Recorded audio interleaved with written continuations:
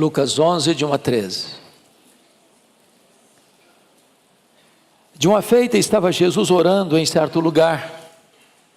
Quando terminou, um dos seus discípulos lhe pediu: Senhor, ensina-nos a orar, como também João ensinou aos seus discípulos.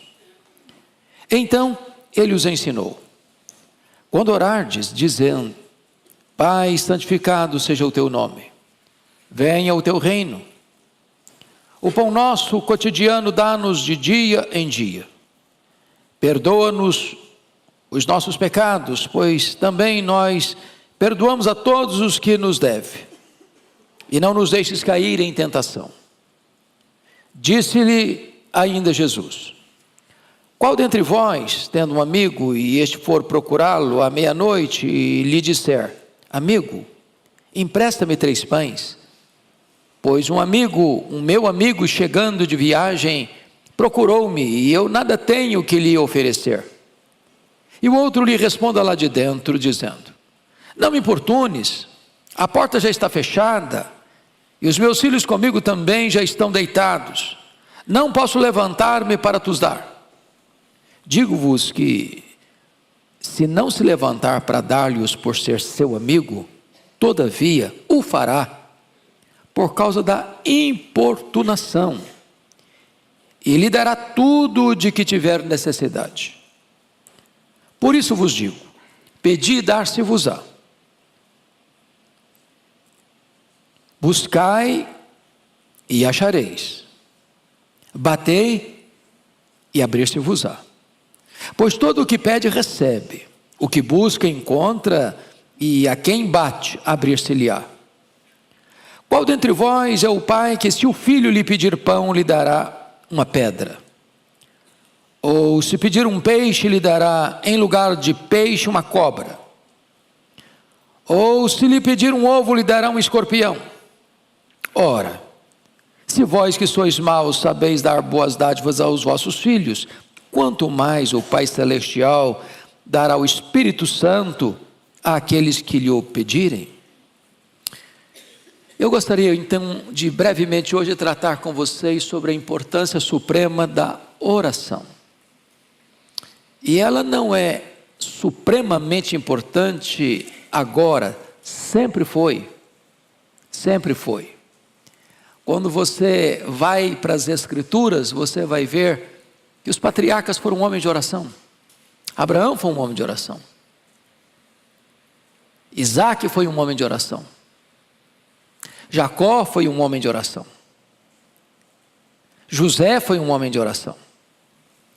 Você vai encontrar Moisés, o grande legislador e libertador, como um grande intercessor da nação. Você vai encontrar Josué, o grande conquistador da terra prometida, como um homem de oração. Você verá o primeiro juiz, ou o último juiz de Israel, o mais importante deles, Samuel, dizendo para o povo: longe de mim pecar contra Deus, deixando de orar por vós. Os reis mais importantes da história de Israel foram homens de oração. Davi foi um homem de oração. Salomão foi um homem de oração. Asa foi um homem de oração. Josafá foi um homem de oração. Ezequias foi um homem de oração. Josias foi um homem de oração. Aí você adentra as páginas do Novo Testamento e você verá que João Batista, o precursor do Messias, o grande pregador, era conhecido como um homem de oração. Jesus, como um homem perfeito, um homem de oração. Os apóstolos todos foram homens de oração. Os pais da igreja foram homens de oração. Os pré-reformadores foram homens de oração. Todos os reformadores foram homens de oração. Os avivalistas, os grandes missionários, aqueles que impactaram a história com a presença do Evangelho, com a pregação do Evangelho, foram homens de oração.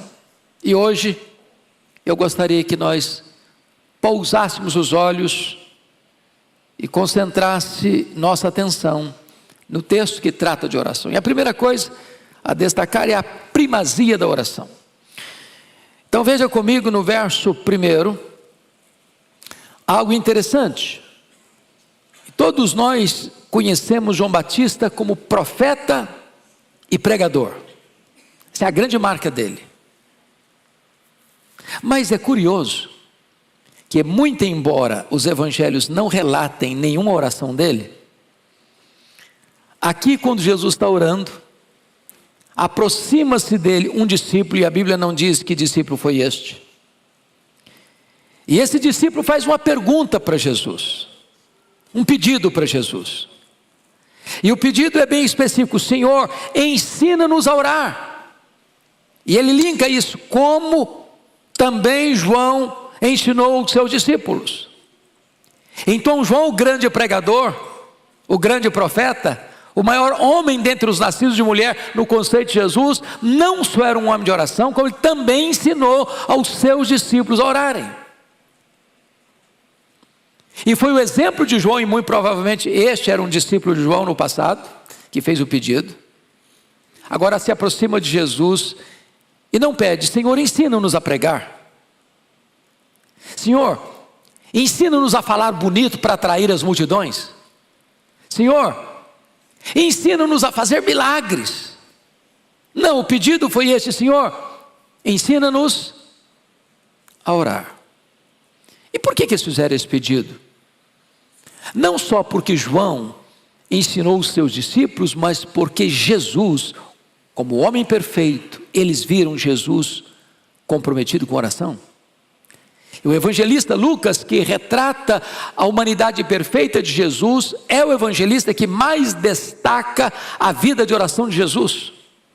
Ele orou no seu batismo. Ele orou quando a multidão vinha ao encontro dele para serem curadas das suas enfermidades. Ele se retirou para um lugar deserto para orar. Ele passou a noite toda em oração quando foi escolher os 12 apóstolos. Ele orou lá em Cesaré de Filipe, antes de fazer a pergunta para os discípulos: quem dizem os homens ser o Filho do Homem? Ele orou lá no Monte da Transfiguração, quando o seu rosto resplandeceu e as suas vestes resplandeceram como a luz. Ele orou por Pedro, quando Satanás tentou enredá-lo para peneirá-lo como trigo. Ele orou por Pedro. Ele orou no Getsemane, com um sangrento suor, na mais titânica batalha da história da humanidade. Ele orou lá na cruz, e por 2 vezes. A primeira e a última palavra da cruz foram 2 orações. Primeiro, intercessória: Pai, perdoa-lhes, porque não sabem o que fazem. A segunda, de rendição: Pai, nas tuas mãos eu entrego o meu espírito. Agora aqui, esse discípulo está pedindo prioritariamente para Jesus: Senhor, ensina-nos a orar. Talvez eu esteja falando aqui para homens e mulheres que têm longa experiência com Deus, anos de vida cristã. É possível que eu esteja falando aqui para homens e mulheres que têm experiências marcantes de vitórias, como ouvimos agora do Salmo 44, da vitória de Deus em resposta à oração. Mas eu quero hoje ousar-me a dizer a você hoje, a mim, a todos nós estamos precisando de nos matricularmos na escola de oração de Jesus. Eu quero aprender com Ele, eu quero aprender dEle, eu quero aprender aquilo que a palavra de Deus tem para me ensinar sobre esse assunto. E quando Jesus então vai atender a esse pedido, Ele vai ensinar uma oração modelo. E aí eu convido você para olhar comigo no verso 2. Então Ele os ensinou: quando orardes. E eu gosto da expressão quando orardes, porque não diz se orardes. A oração não é uma opção. A oração não é apenas para um grupo de intercessão da igreja, como se houvesse só um grupo da igreja que tem experiência ou conhecimento ou vivência da oração. A oração é uma experiência da respiração da alma de todo crente. Quando orardes. E aí ele vai tratar desta oração, normalmente Mateus que traz essa oração completa, Lucas faz apenas um resumo daquela oração que Jesus ensinou. Ele vai tratar de 10 partes. Aqui há uma declaração, que diz respeito ao ser a quem oramos, Pai nosso que estais nos céus. Há aqui 3 petições referentes a Deus: santificado seja o teu nome, venha-nos o teu reino, seja feita a tua vontade. Aqui há 4 declarações sobre as nossas necessidades, e aqui é uma atribuição final de louvor a Deus, porque dele é o reino, o poder e a glória para sempre. Então vamos olhar aqui um pouquinho desta oração que Jesus ensinou. Primeiramente, vamos ver o fundamento dessa oração. E no fundamento dessa oração está escrito aqui, versículo 2: Pai, santificado seja o teu nome.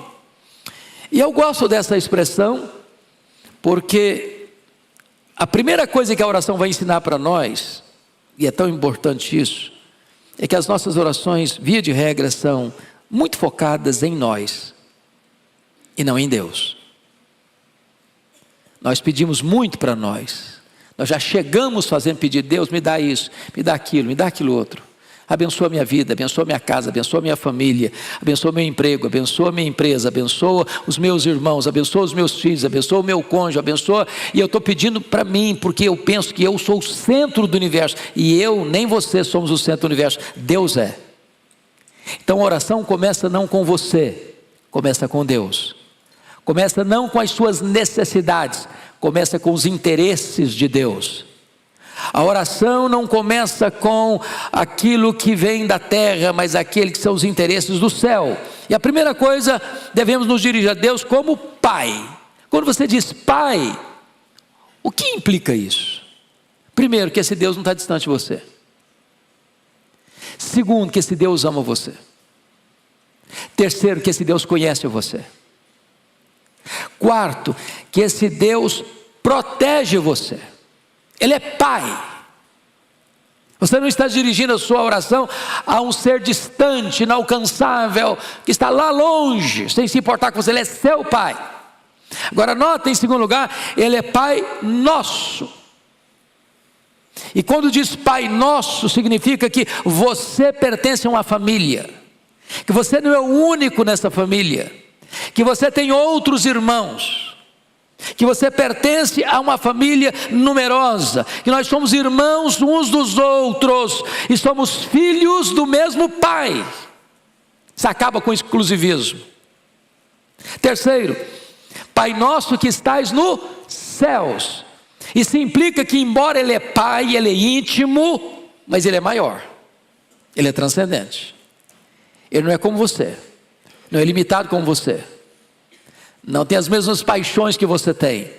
Ele é o Pai que está nos céus. Ele é exaltado, Ele é sublime, Ele é glorioso, Ele está no trono. E como dissemos, e como já lemos aqui hoje, quando Ele ordena a sua vitória, ninguém pode impedir que essa vitória chegue nas suas mãos, porque Ele está no trono, Ele tem o controle de todo o universo.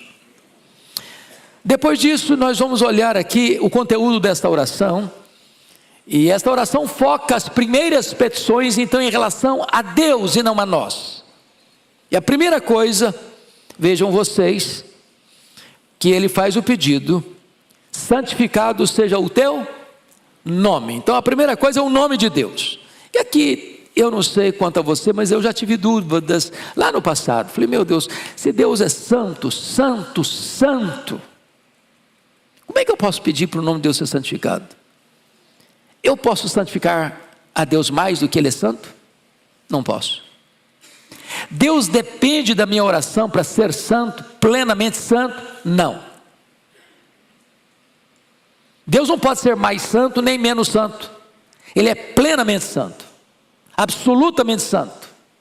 Aliás, a santidade, diríamos que é o grande atributo de Deus, porque dos atributos de Deus, você nunca vai dizer justo, justo, justo, amor, amor, amor, bondade, bondade, bondade. Você vai encontrar santo, santo, santo. Quando você diz santo, você define. Quando você diz santo, santo, você enfatiza. Quando você diz santo, santo, santo, você coloca em grau superlativo. Ele é absolutamente santo. Mas quando você ora para que o nome de Deus seja santificado, você não está agregando valor à sua plena santidade. Você está pedindo que o nome de Deus seja reverenciado, respeitado, honrado, temido, obedecido.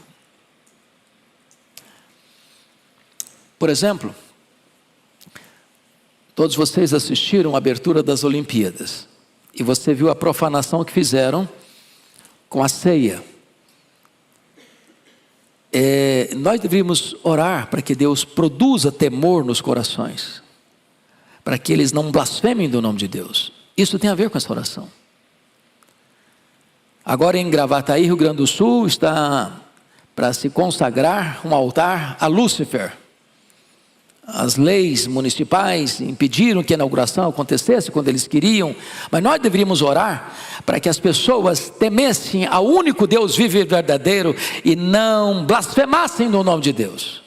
Quando você ora para que o nome de Deus seja santificado, é nesse sentido, para que o nome dele, que é santo, santo, santo, seja reconhecido e respeitado e reverenciado por todos. Segundo, venha o teu reino.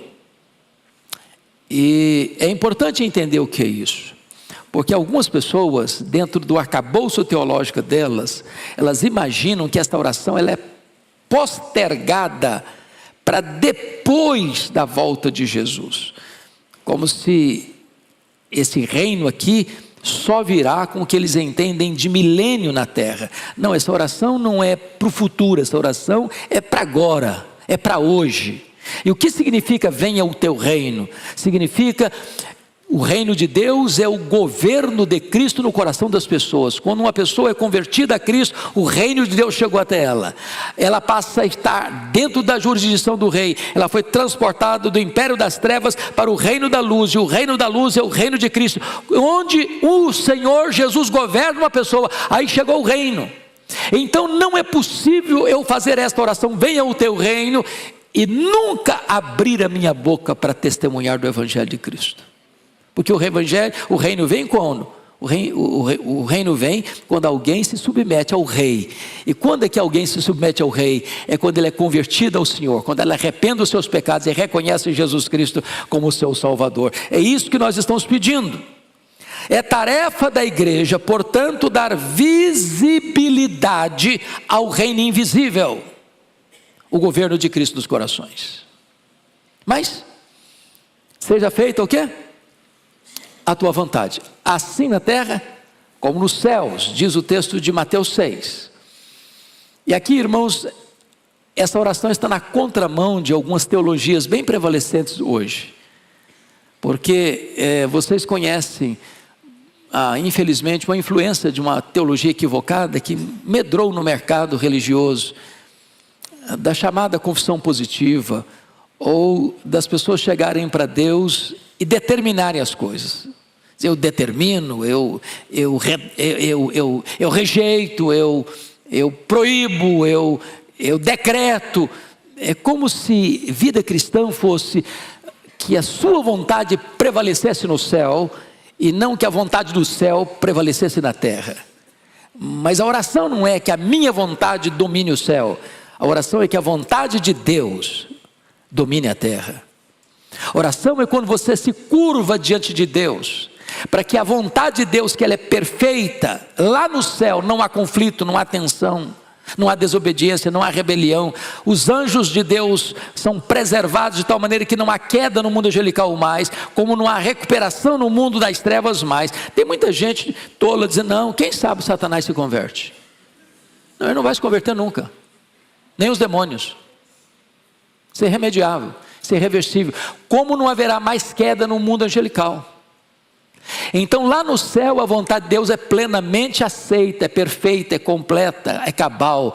E o que nós estamos pedindo é que assim como a vontade de Deus é feita lá no céu, que ela seja feita aqui também na terra, que eu me dobre, que eu me curve à boa, agradável e perfeita vontade de Deus. Então este é o conteúdo da oração, nas petições em relação a Deus. Mas agora, na oração de Jesus, ele vai trazer o conteúdo das petições em relação a nós. E tem 3 coisas aqui. Primeiro, necessidade presente, dívida passada, tentações futuras. É isso que eu preciso. Primeiro, necessidade presente. O que ele está pedindo para nós aí? O pão nosso, cotidiano, dá-nos de dia em dia. Agora vamos entender algumas coisas. Na petição, esse pão nosso tem a ver lá com o maná, lembra? O maná vinha todo dia, se recolhesse, essa semana eu quero dar uma descansada no final de semana, então vou recolher 3 dias para eu não ter que recolher maná todo dia. O que acontecia com o maná? Apodrecia. O que Deus queria ensinar ao povo? Que você precisa depender de Deus a cada semana, a cada mês, a cada ano? Não, todo dia. Então, outra coisa, Ele não está pedindo o luxo nosso de cada dia, Ele está pedindo o pão nosso de cada dia.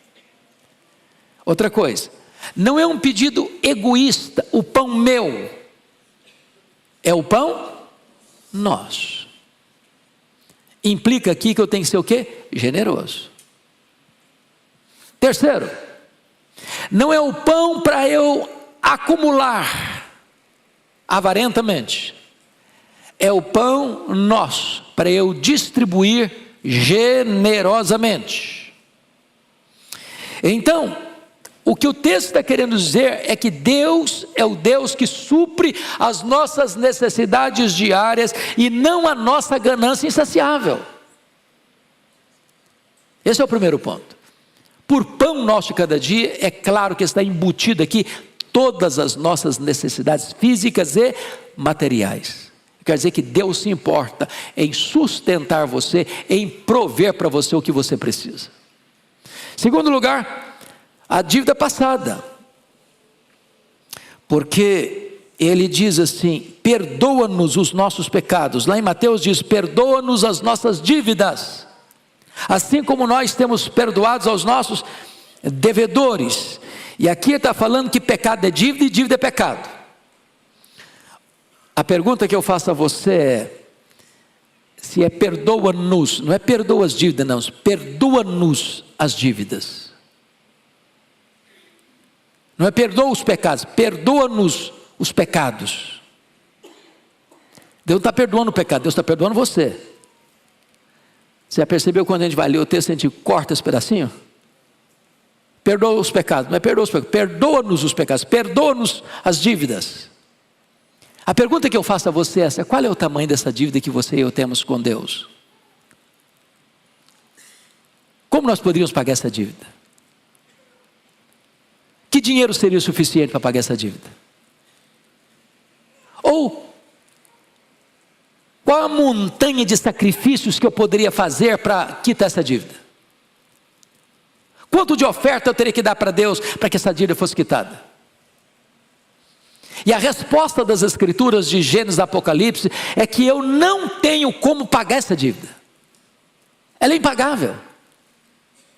Na parábola de Jesus, que ele ilustrou, é como se fosse uma dívida de 10 mil talentos lá no primeiro século, que representava 150 mil anos de trabalho, ganhando um denário por dia, que era o salário da época. Ou seja, impagável. E o que ele está pedindo? Perdoa-nos as nossas dívidas.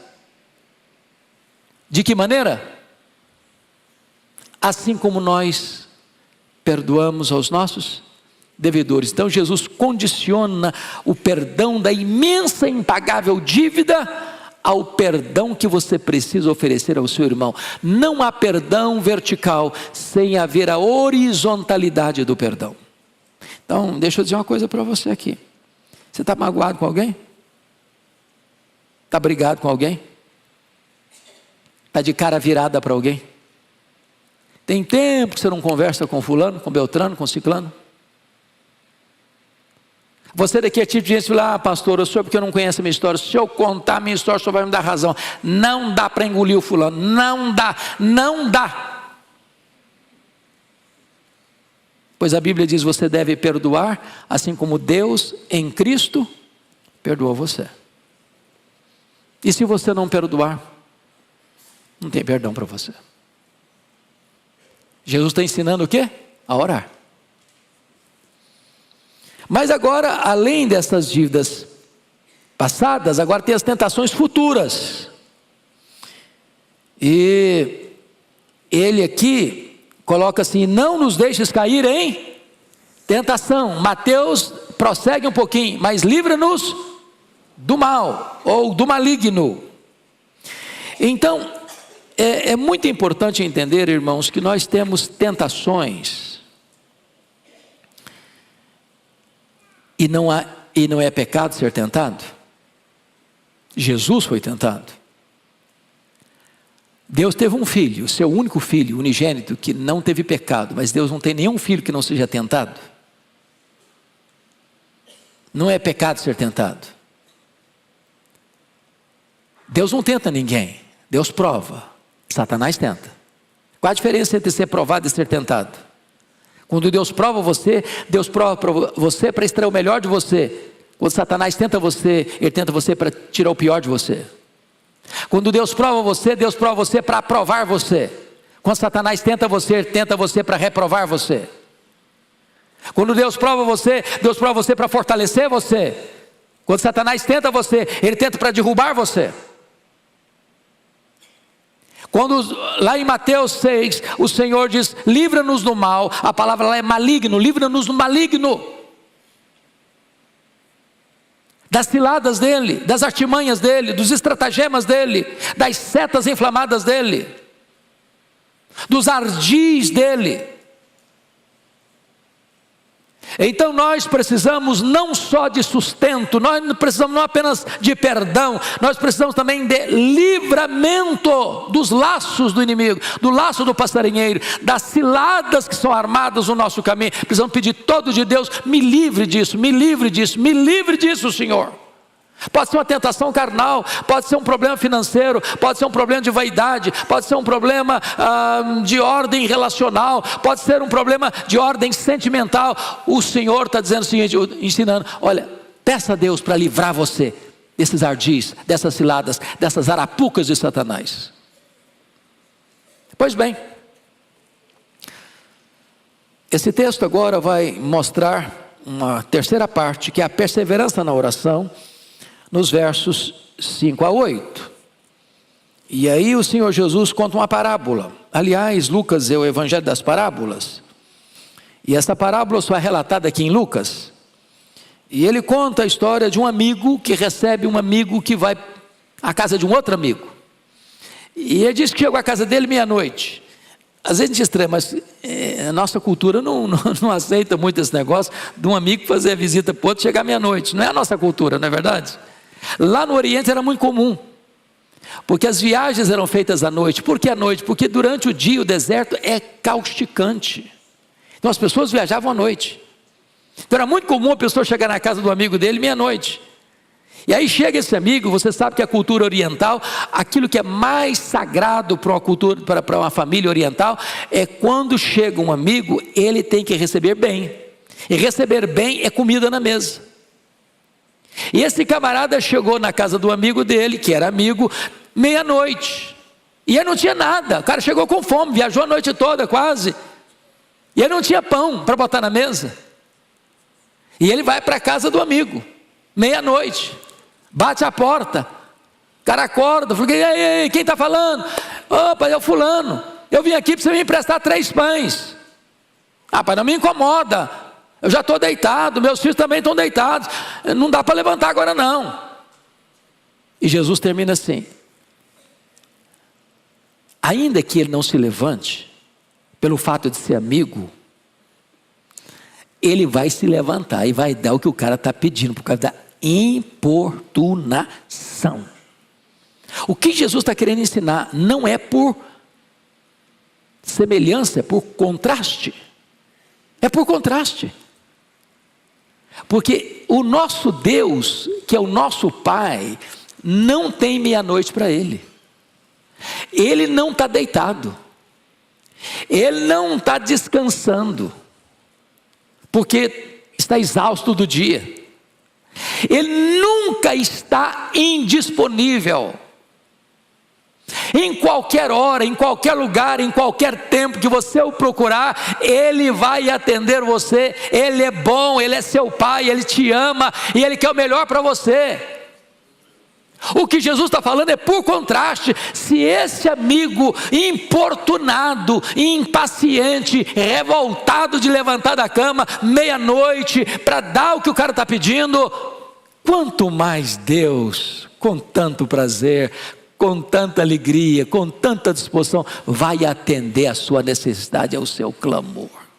É isso que esse texto está querendo dizer.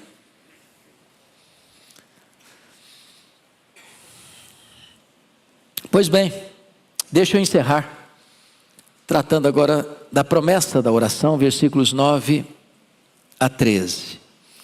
Por isso vos digo, pedi, dar-se-vos-á, buscai e achareis, batei e abrir-se-vos-á. Pois todo que pede recebe, o que busca encontra, e a quem bate abrir-se-á. Então primeiro tem o pedido.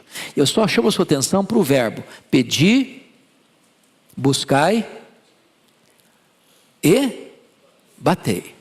Está aqui no chamado presente contínuo. Sabe o que significa isso? Significa pedir e continue pedindo. Buscai e continue buscando. Batei e continue batendo. O que Jesus quer ensinar é que você precisa ser perseverante na oração. Segundo, o que esse texto ensina? Ele traz promessa para você, porque está escrito: todo que pede o quê? Recebe. Todo que busca, encontra. Todo que bate, abrir-se-lhe-á. O que ele está dizendo? Tem pedido e tem promessa. Deus tem promessa para quem pede. Agora preste atenção. Não está escrito que todo que pede recebe o que pede. O que está escrito é: todo que pede recebe. Porque ai de nós se estivesse escrito: todo o que pede, recebe o que pede. Porque a Bíblia diz que nós não sabemos orar como convém. Às vezes nós pedimos uma pedra pensando que estamos pedindo um pão. Às vezes nós pedimos uma cobra pensando que estamos pedindo um peixe. Às vezes nós pedimos um escorpião pensando que estamos pedindo um ovo. Às vezes nós pedimos o que vai nos destruir pensando que estamos pedindo o que vai nos dar vida. Então Deus não dá o que você quer, Deus dá o melhor. Ele é seu Pai. E é por isso que Jesus conclui com essa expressão tão preciosa do texto. Versículo 11.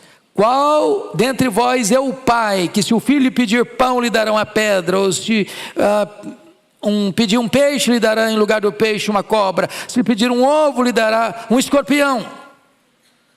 Nenhum pai faz isso. Agora, Jesus admite uma coisa aqui. Ele admite que você e eu somos maus. Se vós que sois maus, somos pecadores. Tem pai ruinzinho demais da conta, né? Tem pai que dá mesmo pedra para o filho. Tem pai que dá cobra mesmo para o filho. Tem pai que entrega escorpião mesmo para o filho. Nós somos maus. Mas mesmo sendo maus, a maioria de nós, se não todos nós aqui como pais, quem é pai aqui? Levanta a mão. Pai, levanta a mão. Eu tenho certeza disso. Vocês se desdobram para dar o melhor para seus filhos. A dor que lateja no corpo do filho dói mais em você do que nele. Se tiver um bife só para o jantar ou para o almoço, você vai dizer: eu perdi o apetite.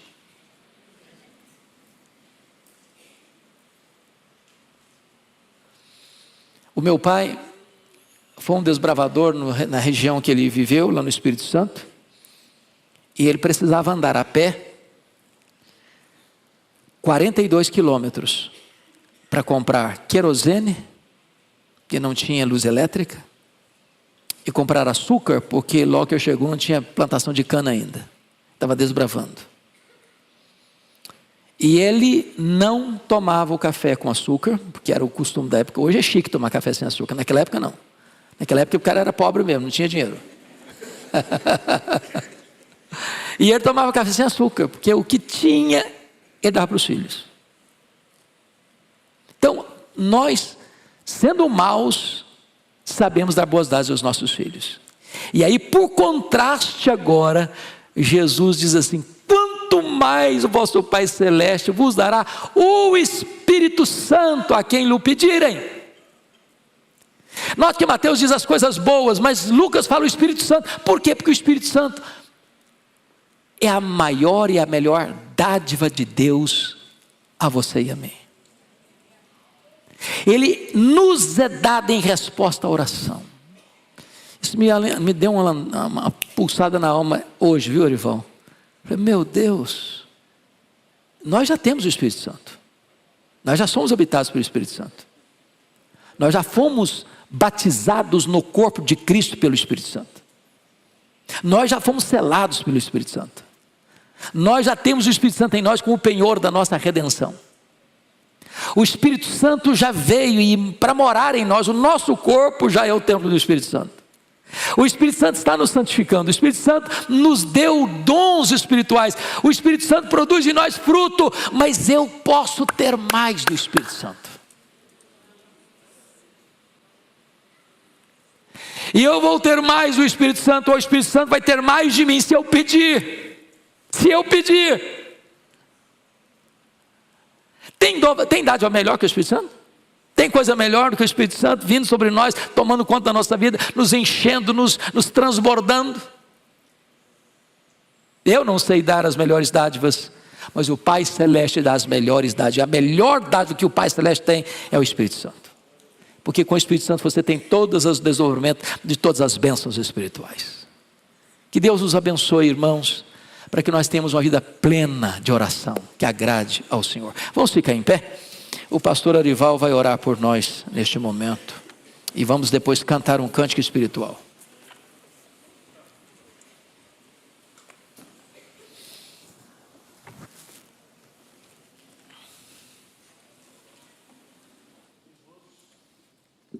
Eu sou obediente, eu vou pedir o Espírito Santo.